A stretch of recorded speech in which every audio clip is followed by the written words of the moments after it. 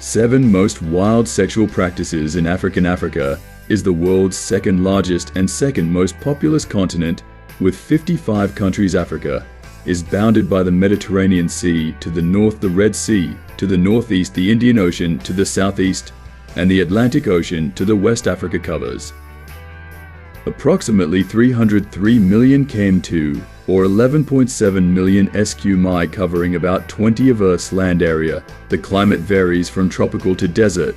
With diverse ecosystems, Africa has a population of over 1.4 billion people, accounting for about 15% of the world's population. Over 2,000 languages spoken, with Arabic, English, French, Portuguese, and Swahili being widely spoken. Africa has more than 3,000 ethnic groups with diverse cultures. Africa has abundant natural resources, including oil, natural gas, gold, diamonds, and copper. Major agricultural crops include cocoa, coffee, cotton, and cassava. Africa has rich cultural heritage with traditional music, dance, and art, diverse and flavorful cuisine with popular dishes like jollof rice, suya, tajin, and others. Africa is a vast and diverse continent with various cultures, traditions, and sexual practices. Here are some of the 7 most wild sexual practices in Africa. 1. Female genital elongation, FGE. Female genital elongation, FGE, also known as labia stretching or labia elongation, is a traditional practice in some African cultures. Labia stretching is practiced among Maasai women as a symbol of beauty and strength. In Rwandan culture, female family members teach girls at puberty how to pull their labia to lengthen them. Guda, pull umashino labia in Kinyarwanda language, using local medicinal flora to ease the process. Women continue the practice into adulthood and through marriage. The most important aspect of gukuna imashino, which may begin about the age of 10, is to assist the couple to perform the sexual practice of kunyaza, in which the sexual satisfaction of the woman comes before that of the man. It is also practiced in Uganda, Zambia, Tanzania, amongst other countries. Elongated labia are considered a symbol of beauty, femininity, and sexual attractiveness. It is seen as a way to maintain cultural heritage and traditional values. Labia stretching is part of initiation rituals for young women. The practices and methods involves manual stretching. Girls or women manually stretch their labia minora using fingers or tools. Small weights or rings are attached to the labia to stretch them. Herbal concoctions are applied to facilitate stretching. 2. Sexual cleansing after menarche. The ceremony of ritual purification, known in some places as kusasafumbi or brushing off the dust, is performed where girls have sexual intercourse following menarche. Menarche is the first menstrual cycle or first menstrual bleeding in female humans. From both social and medical perspectives, it is often considered the central event of female puberty as it signals the possibility of fertility. This sexual cleansing is seen in some regions of Malawi, mainly Chikwawa and Nsanji and Salima districts. Such sexual cleansing is also practiced in parts of Namibia, Angola, Congo, Ivory Coast, Mozambique, Tanzania, Uganda, and Zambia. Prepubescent girls as young as 7 years old to as old as 17 years old are sent to a training camp where women known as Anamkungwi Ki leaders teach them how to cook, clean, and have sexual intercourse in order to be good wives. At the training camp, the girls are told that they should sleep with a man in order to get rid of child dust, or else their body will become diseased. After the training, a man holding the traditional position of hyena, not the actual animal, performs the 3-day cleansing ritual for a sum of money or cattles. Sometimes girls are required to perform the chizamba, a bare-breasted dance, at the end of her initiation in front of the whole community. It is believed to cleanse women of evil spirits, bad luck, or curses. After menstruations, it reinforces traditional values and maintains cultural heritage. 3. Ghost marriage. In South Sudan, a ghost marriage is a marriage where a deceased groom is replaced by his brother. The brother serves as a stand-in to the bride, and any resulting children are considered children of the deceased spouse. This unusual type of marriage is nearly exclusive to the Dinka, Jiang, Nua, and Achuot people of South Sudan. These tribes overlap in cultural practices, potentially because all of these.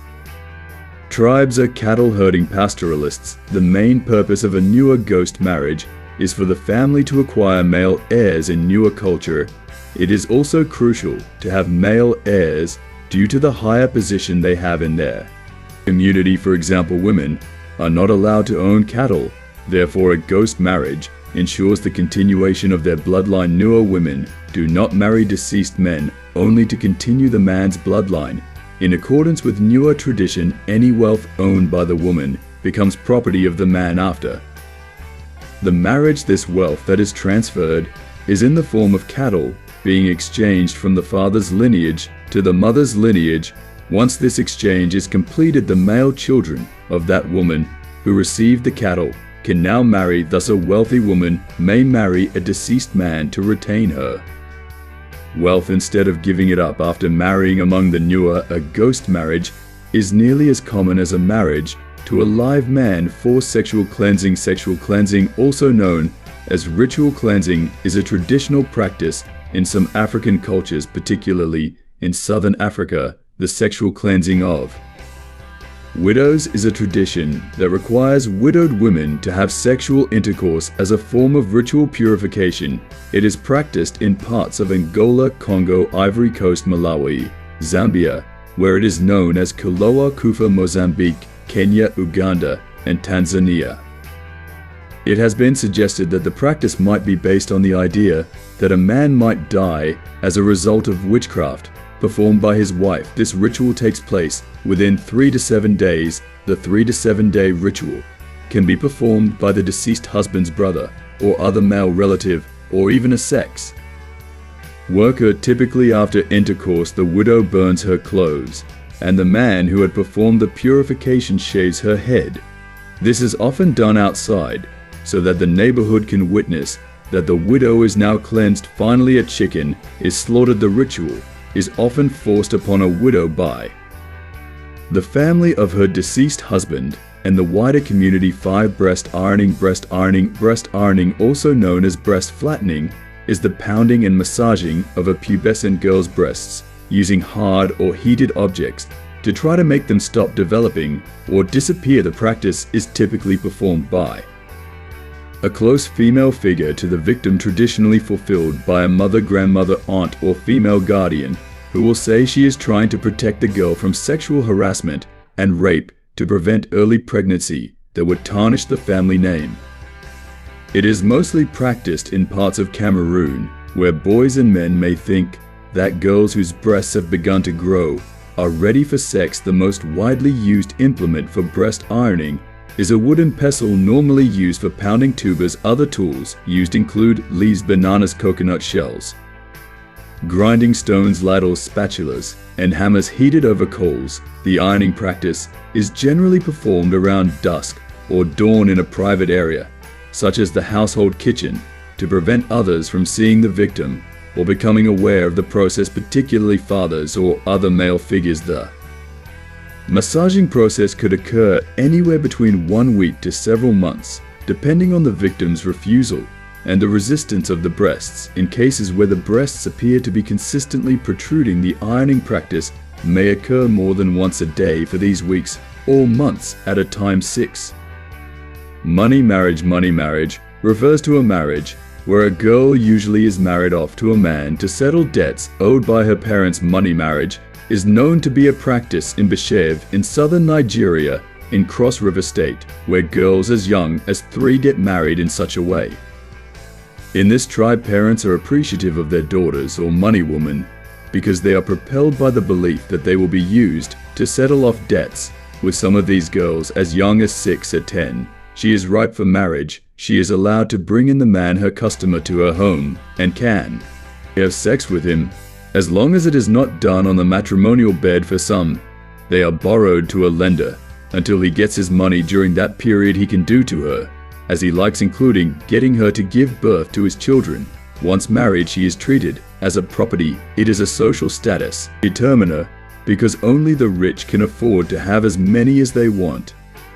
7. Virginity testing. A virginity test is the pseudo-scientific practice and process of determining whether a woman or girl is a virgin that is to determine that she has never engaged in or been subjected to vaginal intercourse. The test typically involves a check for the presence of an intact hymen, typically on the flawed assumption that it can only be and will always be torn as a result of vaginal intercourse. Virginity testing is practiced among the Zulu people of South Africa, the Shona tribe, amongst others. Virginity testing, this sexual practice, is usually done in a room or enclosed area, where a virginity tester would sit on a grass mat wearing gloves. The woman or girl coming for her testing would then lie down and spread her legs wide open. The tester would then open her vagina with both hands in the vaginal opening. The tester would look inside to see if the hymen is still intact,